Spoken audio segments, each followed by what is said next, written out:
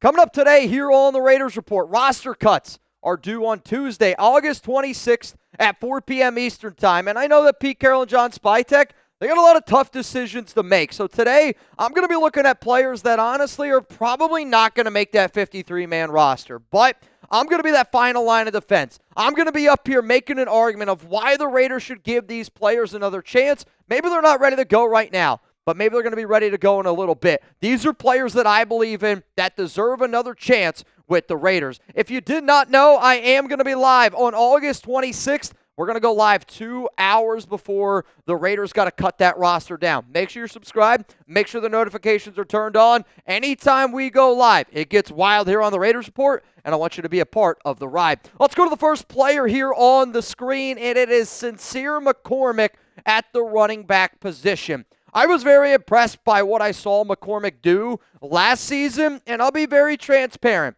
Ashton Jeanty is the best running back on this team. We know that, you know that, my mother knows that. And if I think about who's the best running back to give Ashton Jeanty a breather when that breather is needed, because he's not Superman. He's running through guys like he might be, but he is not somebody that you're going to give literally 100% of the touches to. I think that Sincere McCormick is a better between the tackles runner than Collier, then Laube, then Zamir White, and even Raheem Mostert. I also know that McCormick's going to be able to hang on to that football. Also, he provides some special teams ability, which Zamir White does not. And if you're telling me what's the number one thing that I don't want to happen if Jeanty goes into that or comes out of the game, I don't want the ball to go on the ground. I trust Sincere McCormick more than I do Zamir White. Also, the one thing that McCormick does that doesn't get nearly the amount of love, he's got an 82.9 pass blocking grade right now, according to PFF. Small sample size, 5 snaps from this preseason. Last season, though, a 78.3 PFF blocking grade in terms of the pass blocking. That's why you decide to keep the last running back on your squad. And also, let's just talk about the way that he ran the football last year. I mean, it was a bad offensive line. It was bad quarterback play. Y'all remember how bad the Raiders were. I know I remember how bad they were. And I do wonder that if we have a more spread out offense with Chip Kelly, can McCormick succeed a little bit more? Hell, he averaged 4.7 yards per carry last season. But again, this is more about when Ashton Jeanty needs that breather. And I don't want the ball to go on the ground. If I'm going to keep another running back, I want him to give me special teams ability. I want him to be able to pass protect if he needs to pass protect. And all of those things are why, if I'm going to keep another running back, I would keep Sincere McCormick over Collier, over Zamir White, over Dylan Laube. Hell, I might even keep him over somebody like Raheem Mostert.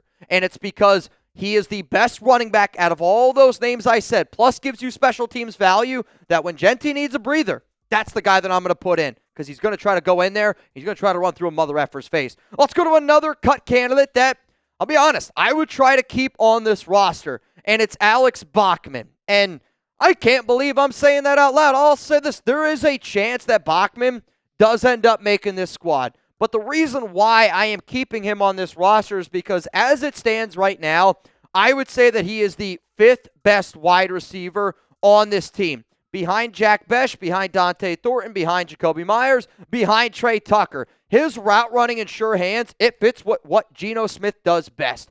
And I know Bachman was targeted on that Aiden O'Connell interception in that last preseason game, but when you think about what we might need down the road, we might need a receiver that can come in and pick up a solid first down. Like, y'all want to talk about trying to replace Hunter Renfrow?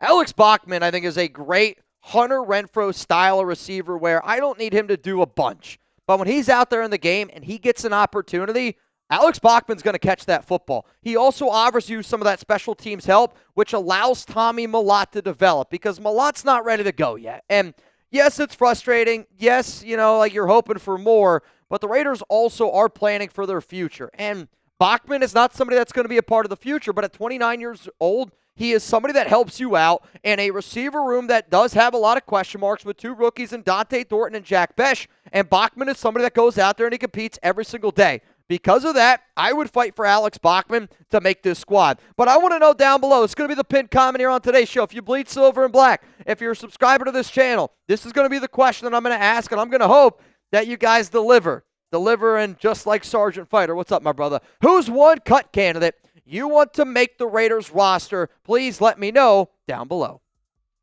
I'm going to tease you a little bit because I bet you my guy Sergeant Fighter likes a good tease. The person that you're going to see on this show that is number 4 would be my number 1 answer to that question that I just asked. But I do at least want to give you guys some honorable mentions, and Dalton Wagner is somebody that I would put as offensive tackle. If the Raiders are telling me we're going to keep another offensive lineman and that lineman is going to be Thayer Munford, I would just tell you, well, yeah, let's just keep Dalton Wagner if you're looking for a tackle, because Wagner's a better tackle than Munford. Jah Joyner, if Charles Snowden ends up getting suspended, that's going to be somebody I look at. Trey Taylor, Greedy, Vance, 2 young players that I do think if you gave them some time could make it. Now, Greedy will make our practice squad. Trey Taylor, I think, gets an opportunity to go play elsewhere. And then Laki Tasi, call me crazy, but I think Laki Tasi at 370 pounds, literally just learning how to play football, he looked really good in that preseason game this past week against the 49ers. I almost wonder if you kept him on the roster and if another team maybe try to swoop in and go get him if he gets in the practice squad, because you can see that he's got some goodness to him. And when you're just that big, you're going to be able to move people around. And I would wonder if you kept him on the 53, could he actually be somebody that you relied on to just put in the middle of that interior offensive line? Coming up next here on the show, let's get into some more cut candidates that I would keep on this roster. And this is a tough show to do. There's a lot of players that deserve a chance, but at the end of the day, these are 5 players that I'm willing to put my name on. 5 players that I believe in, 5 players that I think personify commitment to excellence, personify that compete mentality, and personify players that want to be Raiders. That's who I'm going to go to bat for, and those are going to be players that I talk about. Before I get into that, though, huge shout-out to our sponsor, Chubby. Summer is winding down, but there's still time to let the dogs out. And by dogs, we mean your legs. Before your pups get stuck in jeans and sweats this fall, set them free with the Line Swim collection from Chubby's. Whether you're poolside, lakeside, or oceanside, on that long-awaited vacation, these trunks are ready to travel. Life's too short for uncomfortable swim trunks, so these babies are set up for all-day comfort with a quick dry stretch fabric and a built-in liner that actually does its job. No more chafing, no more soggy butt, no more mesh disasters. And when the sun goes down or you're heading from the beach to dinner, swap into a pair of Everywhere shorts. They fit right, feel right, and go with everything. And after wearing them once, you'll find yourself wondering why you even own other shorts. For a limited time, use our exclusive code CHATSPORTS for $10 off at chubbyshorts.com. Let the thighs out, let the good times roll. Pair these shorts with the Chubby's Performance Polo, and you're good to go for a brunch, backyard party, or accidentally crashing a wedding. I'm just glad it wasn't mine. With a structured collar that stays sharp, 4-way stretch for comfort and breathable, moisture-wicking fabric, this polo keeps you cool and looking pulled together. It's wrinkle-resistant, too, which is perfect because, let's be honest, you weren't going to iron it anyway. So whether you're suiting up for cannonballs, cookouts, or casual Fridays, Chubby's has you covered. And for a limited time, Chubby's is giving our listeners $10 off your order with code CHATSPORTS at chubbyshorts.com. That is code CHATSPORTS at chubbyshorts.com. Support our show. Let them know that we sent you and give summer one last hurrah. The shirt that I was talking about, again, I love this one. It is stretchy.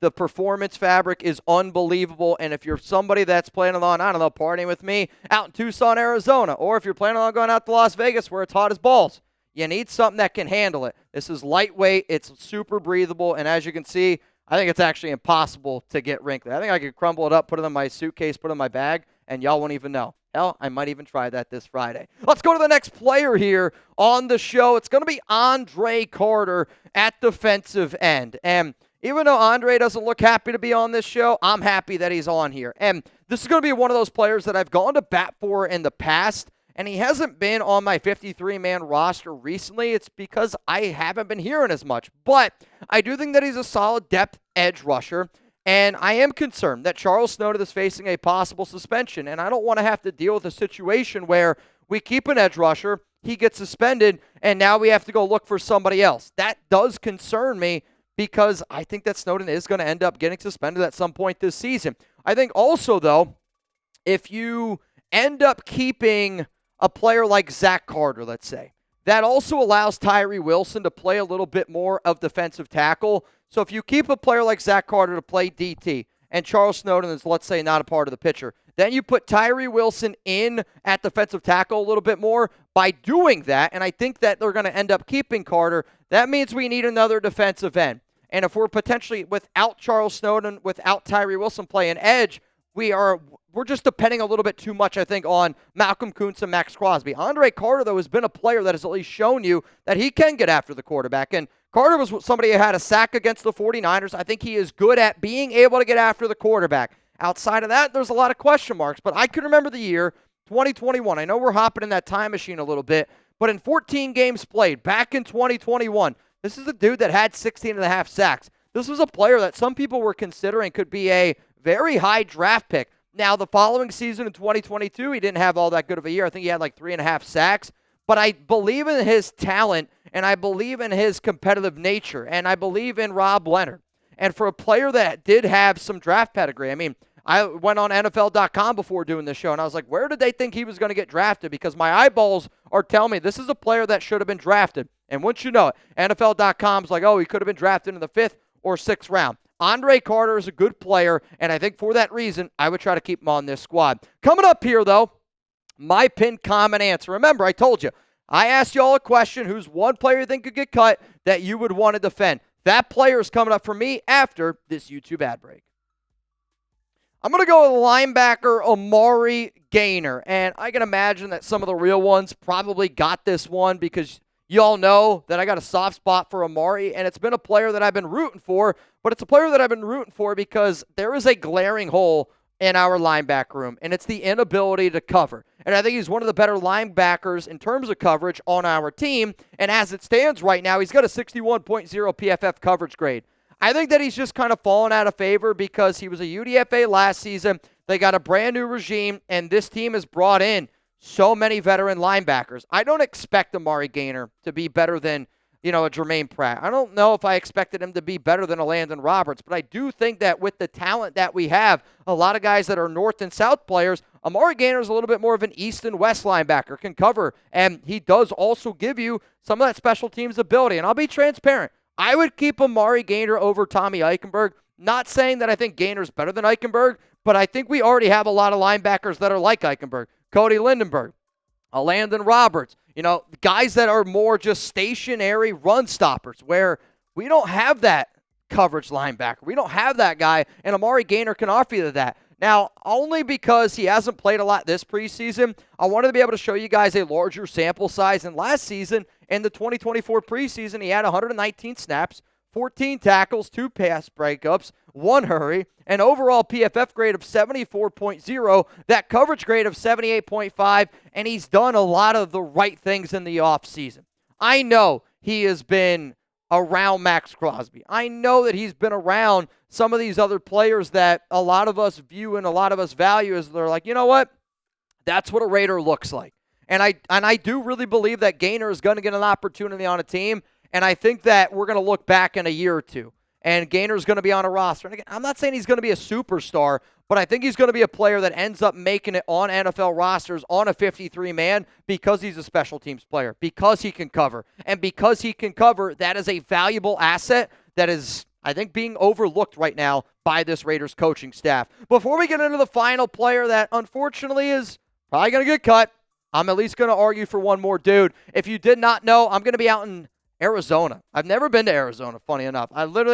Crazy enough, I've never been out there. It's been a state that I've been trying to get to for a while. Quite frankly, my wife is a little bit jealous, and I'm going to be hanging out with y'all. So, when? This Friday, August 22nd, 12 to 3 at Desert Shark Tucson. The address is right here. If you're like, Mitch, I'm willing to party and hang out with you all day. Bro, I got nothing to do. Literally, my plan on Friday is to hang out at Desert Shark Tucson, have some food, have some drinks, talk to Raiders fans. If you want to hang out all night, I'm down to hang out all night. If you're like, let's just get food and some drinks, Culinary Dropout right next to Desert Shark Tucson. I hope to see you guys there. Also, if you are looking for more information, give Desert Shark a follow on Instagram. It's right here down below. And if you're just looking for info on what the giveaways are and what the prizes are, follow him, DM him. I promise you, he'll get back to you. Let's go to the final candidate here that I think the Raiders are probably going to move on from, but it's somebody that I would like to keep, and that's going to be safety Thomas Harper. And I say that because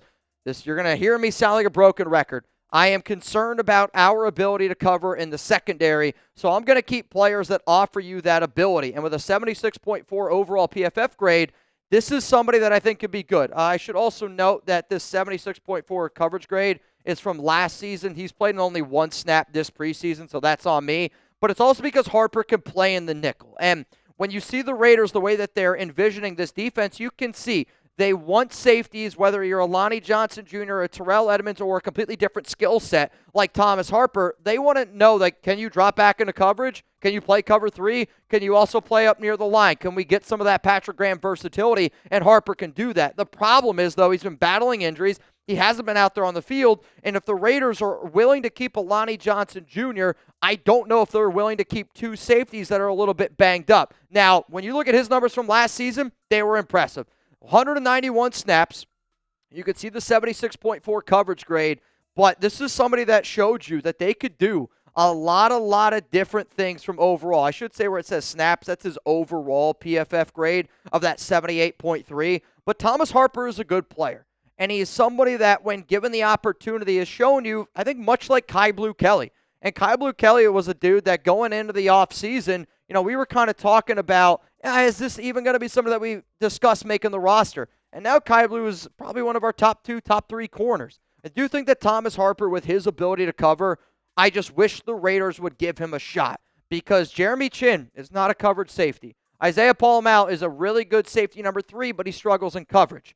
And you look at all of those safeties on our roster, and I could make the argument that the guy that could cover the best and play up near the box might be Thomas Harper. And another reason why I'm scared about our secondary. So one more time here, if you guys want to tag me on Instagram or on Twitter, I'm always literally everywhere at Mitchell Renz 365. I like when people share my content. It just means that other people who don't watch the show on YouTube are going to be able to find it. So I do see it. I've been trying to share on my Instagram story a lot more often. So if you appreciate the show and you want to be able to, share it on IG, tag me at Mitchell Renz 365. One more thing. I am going to be live for Raiders Cardinals on August 23rd, 2 hours before kickoff.